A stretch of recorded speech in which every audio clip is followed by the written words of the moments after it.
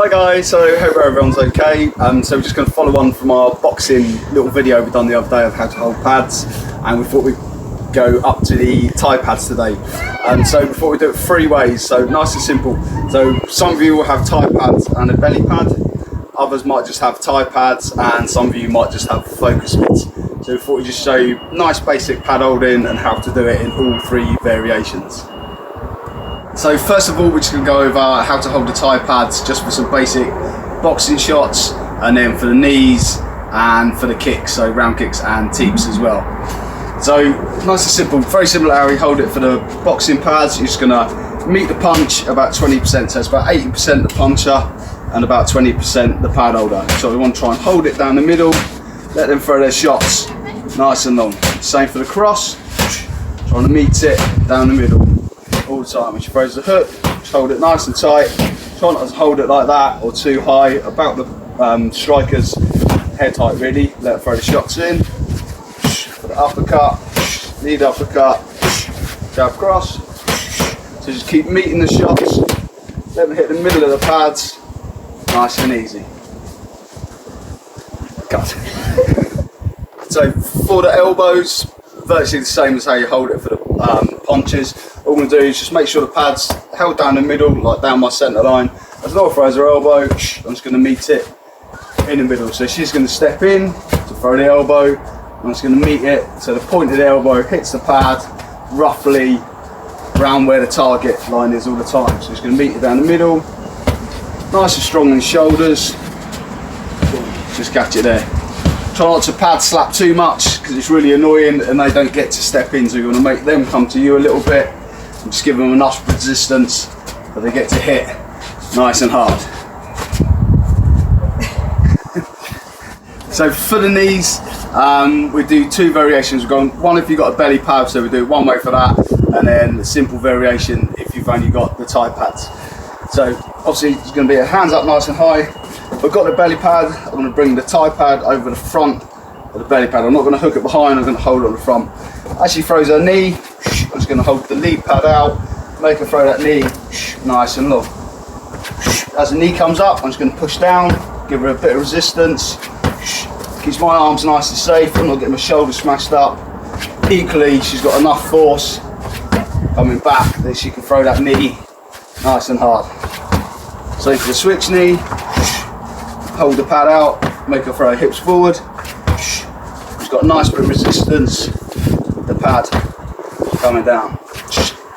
If you haven't got the belly pad, it's nice and simple, we just make like a little X shape. So if I haven't got the belly pad, I'm just going to make an X. As she comes down, I'm just going to push. Push in. Same for the switch knee. Then hold the pad and push down.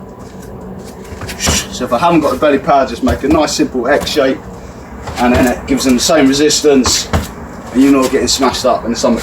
Make sure you hold the pads nice and tight, close to your body. I'm not going to hold them far out, hold them nice and tight in. So when she throws the knee up, she's hitting more or less where the target is.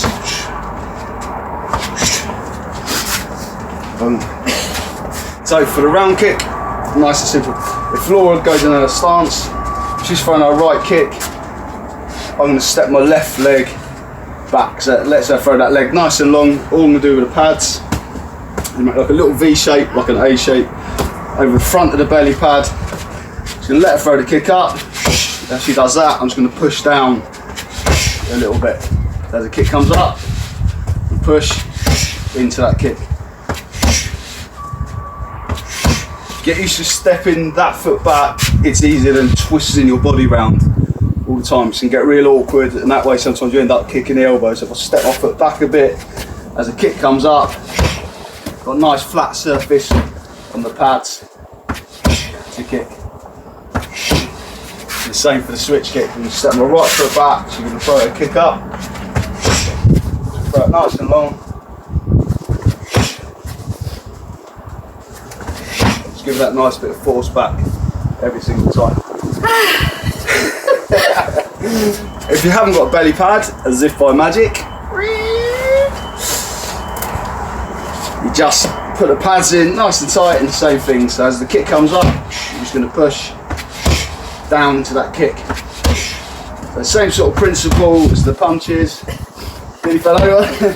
It's about 80% the kicker, and about 20% the pad holder.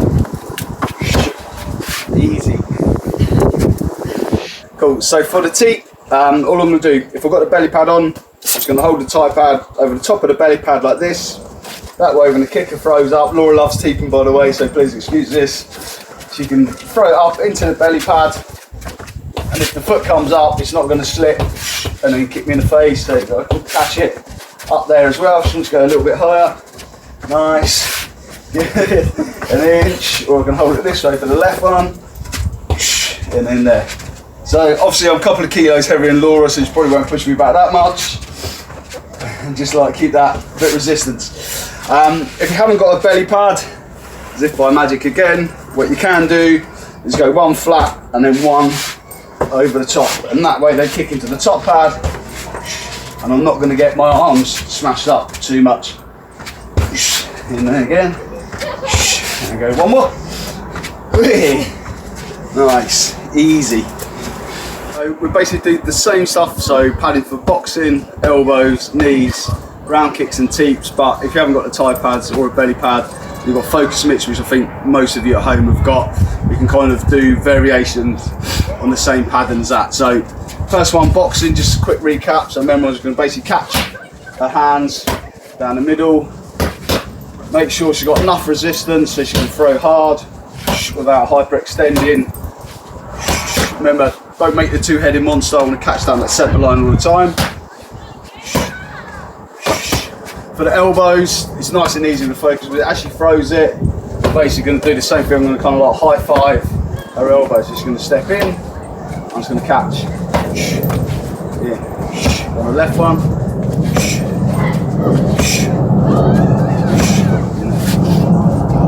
So for the knees, all I'm going to do, I'm basically going to kind of, similar to how we pad it for a body shot, I'm going to put one pad on top of the other. I'm going to pull it nice and tight into my body. Try not to get into knee out here, which is awful. And personally, I can't stand it. Like but I can still do a good knee or get them to do a good knee while holding focus pads. So we'll put one on top of the other, pull it nice and tight. As she throws a knee, I'm just going to push down. If the person you're holding for is a lot bigger, i.e. we're the other way around, just get them to take the power down a little bit. But every time I'm always going to pull the pads in nice and tight, that way I'm taking it on my stomach or my abs if I had any, and then you get a nice kind of bit of resistance every single time. You do the switch knee, so you push down. Every time the knee comes up, I'm just going to push in. One more. Nice. If you've only got focus pads and you still want to get into kick, same way almost how we hold it with the tie pads, but this time also I'm just going to catch it. So I think you're just literally going to catch their shin in your hands. So same thing, she's throwing a right kick, I'm going to step my left foot back. As the kick comes up, I'm going to tuck it in nice and tight. As the kick comes in, I'm just going to catch it, almost like slapping down onto her shin every single time. One more. Again, if it's the other way around, the other person who's kicking is a lot bigger, just get them to take the power down a little bit. When they're kicking, try not to hold it out too far because it's going to come underneath and hit you, or hit you in the elbows, or kick you in the face. And hold them nice and tight, get their timing, get their rhythm, and catch the kick every time. One more. The tee, entirely up to you. If you're double hard like I am, or I'm not, you just take it on the stomach. But I'm far too out of shape to do that, so I can do it with a focus. So all I'm going to do is put one on my stomach, other one there. That way she can kick the back of my hand, but I'm just going to get it to go a little bit lighter. That's your teeps. She's going to push it. Again, just get it to take the power down a little bit. One more. And then the left one. So as she teeps, I'm just kind of going back with it this time, just to take a little bit of power out. One more. Nice and simple.